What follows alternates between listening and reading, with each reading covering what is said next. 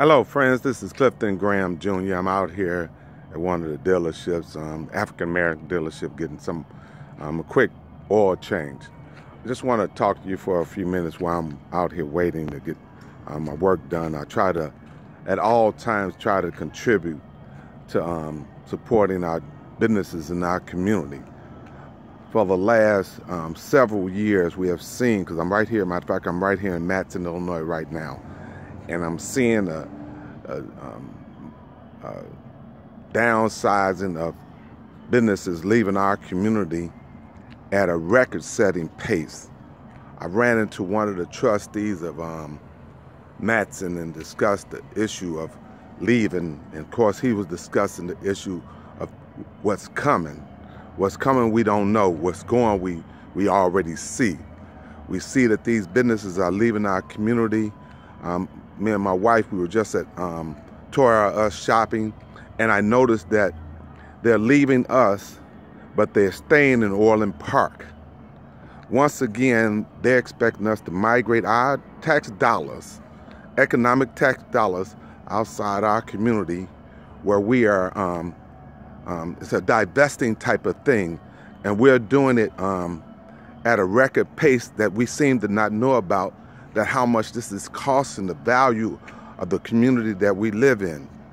I'm asking every one of you to get an opportunity to shop in your community, to invest in your family business, to do whatever it takes. It's just a matter of even just getting gas. We can just get gas in our community. Those tax dollars will come to us. We have to realize that by not investing in our community, that takes away the tax dollars that come into our educational system in our community. So when we look at our lacking of our education process that's not moving forward, it has to do also with the economic wealth in our community that can provide those type of services for our community and our educational system. We must get out there and vote, but also to like I say, put the economic impact back into our community. I have a lot of people that ask me questions into reference to what am I doing. They know what I'm doing and how is it going, but I'm asking you to do the job once I present it to you all to make that conscious effort to support your community. You know, I just left Harvey and talking to a young man's running, he's an attorney, but you've been a resident for 20, 30 years. You have to make that process now. I'm asking friends to run for all the person, all the woman, all the man, whatever, to contribute to the community. We can't just sit back and watch the deterioration of our community and keep jumping ship to other communities. We must begin the process now. I've been talking to Mark Wallace a little bit. He's got this 10 by 10 program where we can begin to unify some kind of way. We have NAACP, we have Operation Push, I have my small little nonprofit. We have all those things, but we're not in unison and pulling this together. So they can see, so like the governor's race today, we have 4 candidates that have divided our leadership up, that has watered down the true direction of what the community can go. When you got 4 candidates of governorship dividing our votes, that's a watered down process. And these are our leaders not coming together to unify our vote to get effectively what we want. So we're probably going to end up with something less than that's available to us, because by dividing, they've conquered. So I'm going to be working on a plan in the next few weeks or so after the election. I'm working on it now because everybody knows right now I'm trying to file this class action suit, $1.5 billion. I'm hoping that we can come together to see that they have overassessed our property taxes by as much as 300% in some of the African-American community on the south side and the south suburbs of Illinois.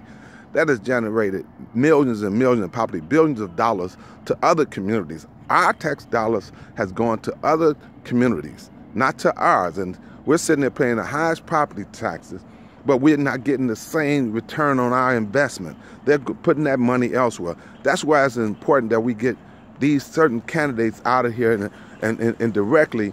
Barrios has to go for Cook County assessor. I'm not going to get involved into the multitude of these different candidates for governor, but I have to concern myself with the state representative. I have ran for state representative before. I've tried to run together, but it's a political process that denies us the basic access to get into office.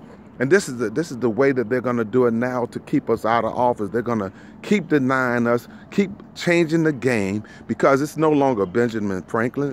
It is Madigan and Trump. We have to recognize those leaders that are suppressing us, but ask for our votes, but give us the services, not giving us the services that we so rightly deserve. So what we have to do, we have to begin to take these things the way they take them. Okay? We have to begin to structure an organization within our community, within our race, within our country, internationally, nationally, to set up so we can begin to empower ourselves. We can no longer expect Target, J.C.Penney's, Walmart, those companies to save our community. We must begin to bring our own businesses into the community. I'll be traveling within the year to China and Africa this year. I'm going to make sure, because I have family out in both of those countries, I'm going to make sure that, because both of those have an extreme amount of economic engines in those communities, Lagos and China, where we can come together and get those resources and partner off with them internationally so they can bring things into our community. They would love to have the financial resources to come invest in this United States of America. So I will be discussing that and working with some of my official leaders to help move this type of thing forward.